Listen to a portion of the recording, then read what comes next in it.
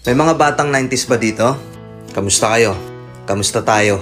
Alam nyo, sa totoo lang tayo may pinakamasayang kabataan. Tayo yung mga kabataan noon na napakababaw ng kaligayahan. Tayo yung mga batang batak sa arawan kahit napagalitan ng magulang, okay lang basta makipaglaro sa mga kaibigan. Di natin alam kung ano yung teknolohiya. Di natin alam kung ano yung cellphone. Di natin kilala si Coco Melon.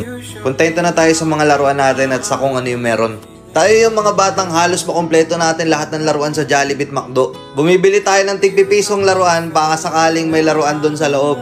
Naalala nyo? Noong mga panahon, naghahanap pa tayo ng gagamba kung saan-saan. Naghahanap tayo ng mga sanga ng puno para makipaglaro ng baril-barilan.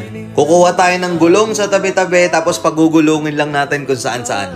Mabibwisit tayo kapag hindi tayo pinayagan ng magulang natin makipaglaro sa mga kaibigan natin sa ulanan. Tayo yata yung mga huling batch ng mga bata na nakikipaglaro pa ng tagu-taguan. Sa totoo lang, di ba? Real talk. Tayo yung mga simpleng batch ng mga bata. Tayo yung mga batang napakasimple lang ng kaligayahan. Pero yung mga batang yun ngayon nagsilakihan na. Nandito na tayo sa tunay na hamon ng buhay. Yung struggle natin ibang-iba. Pero magtataka ka, yung mga bata ngayon, iba na rin sila. Yung mga bata ngayon, feeling nila mas magaling pa sila sa magulang nila.